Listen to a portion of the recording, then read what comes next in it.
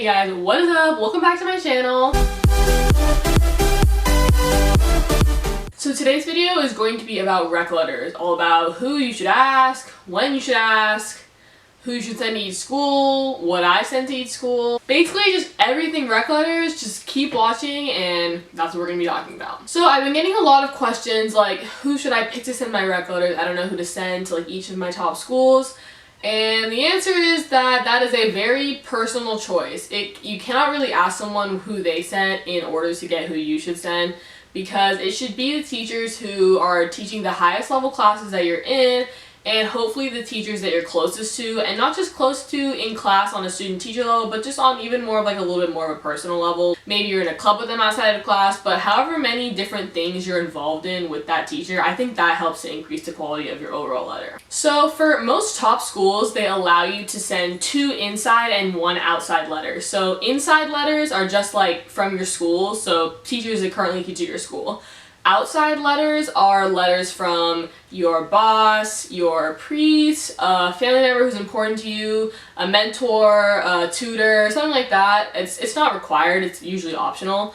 So a lot of people choose to send for their teachers 1 math or science or some sort of STEM class, and then a humanities course or some sort of art course. So like any like dance class, choir, something like that, or English, history, psychology, things like that. So personally, I think that's a really good way to go, to do 1 math, STEM, 1 humanities, and that is actually what I chose to do. So I am a STEM major. I'm majoring in biomedical engineering at Stanford, and I chose to send my calculus teacher as my very first rec letter. So my calculus teacher was my calculus teacher for calculus AB and BC, so for 2 years.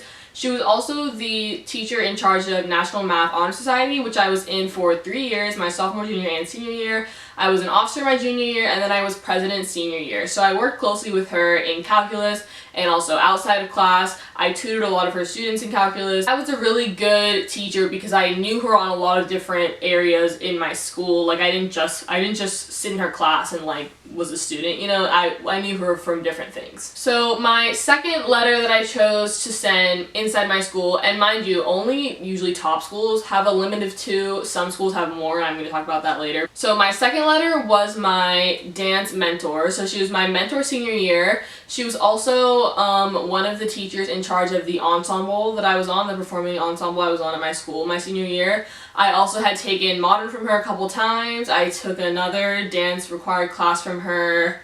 I took a lot of stuff from her. So I took a lot of stuff from her the whole time I was there, plus I was in specific things with her my senior year. So that was also a teacher that had multiple layers and, you know, knew a lot about me and things like that. So when you're trying to think of who should pick your letters, I think, you know, again, picking 1 STEM humanities, that's a good just like way to go. But also just don't just do that just because like everyone else is doing it. Pick teachers that actually know you well and things like that. And if you're trying to decide between like your math and your science teacher, or your psychology and your choir teacher for like each of the categories, try to pick the person who knows you the best outside of class. So who knows you as a person and can speak about your character and who you are and your work ethic and things like that. So yes, you're a good student, but if they know you beyond that, I think that's what really helps you stand out and makes your letters actually mean something to the admissions officers. Really think carefully about who you're picking to send your letters. I personally think letters matter a lot.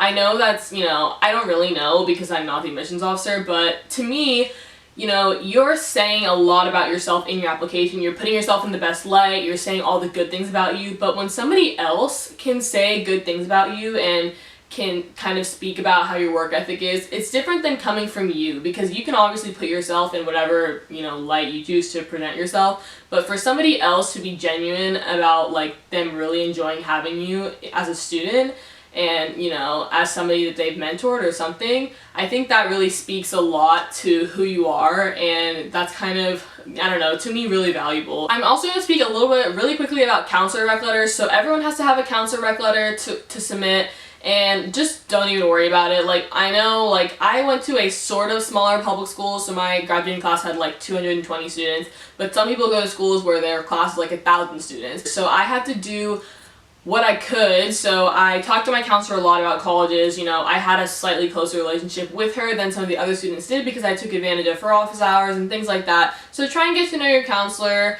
But, you know, just keep in mind they have to write a lot of letters, so don't stress about this one as much. The teacher ones are really where it's most important. As for when you should ask for your rec letters, you should ask for your rec letters as soon as possible. Like, literally, I asked for my rec letters like the second, maybe not the second, yeah, like the second or third week of school, because I wanted my letters not to be like the best, but to me, like, if you're a teacher who has to write, like, let's say you have to write 50 letters, probably your first, second, third, fourth, those are going to be your better letters because you're not like burnt out and writing so many letters.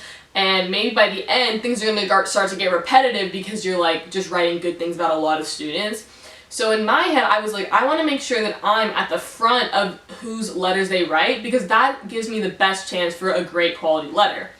Obviously, if you're at the end, they're not going to write you a bad letter, but I just wanted mine to be like as personal and as good as they possibly could, and my teachers write them in order of when they get them with respect to people's deadlines. I gave my teachers in person my resume, and then I also emailed them saying, hey, will you be able to write me a strong rec letter? You want to make sure you're asking them, don't just assume they'll write you one, and make sure you ask them, can you write me a strong one?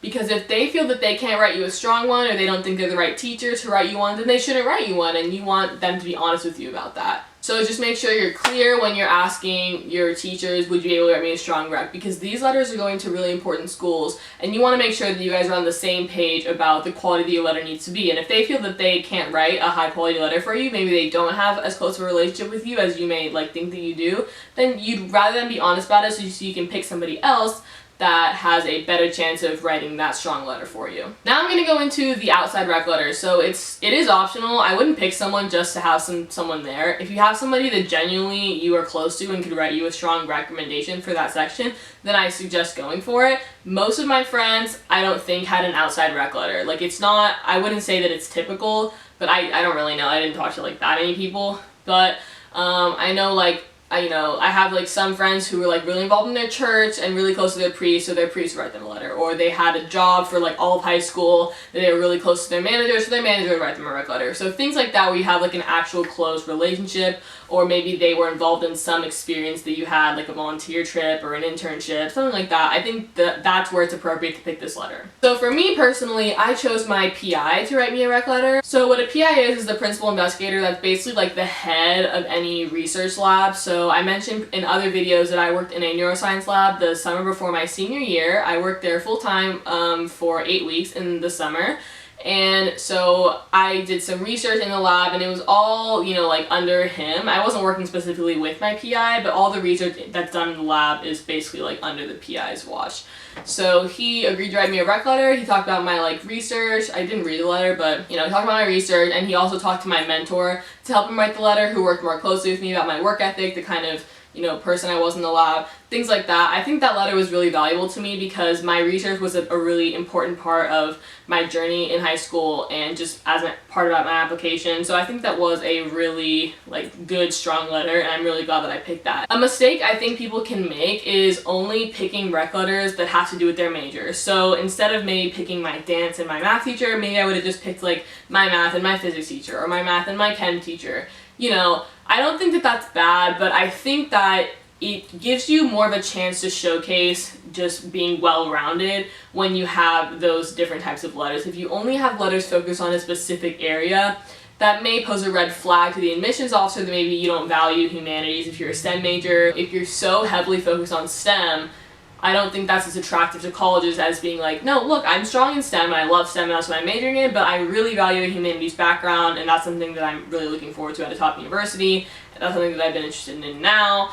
I think colleges like whenever STEM majors show that they have an interest and a passion for the humanities. So as I mentioned before, most top schools have 2 inside, 1 outside, or some just 2 inside, but for some of my schools like University of Michigan and University of Texas at Austin, they allowed for a lot more letters. So University of Michigan allowed for 4 inside, 1 outside. So in addition to my math and my dance mentor, I had my Spanish teacher and my English teacher write me a rec letter. So I basically had 5 letters that I sent to those two schools. I hope that gave you guys a little bit of help in how to go about picking your rec letters or who should write your rec letters. They are really important. Definitely spend some time thinking about it, but also don't wait too long because you want to make sure that you get your name on the list of rec letters they have to write and making sure that they can write strong ones for you. Also, make sure to be on top of your teachers about deadlines. You don't want to have any rec letters sent late or anything to mess up with your application. Just make sure you're politely reminding them about the deadlines, especially when it gets closer to those deadlines and they haven't submitted it yet. Just, keep reminding them, sending them emails. Just, they have a lot of stuff going on, but you want to make sure that they're getting your letters in whenever they're due because that could just be messy.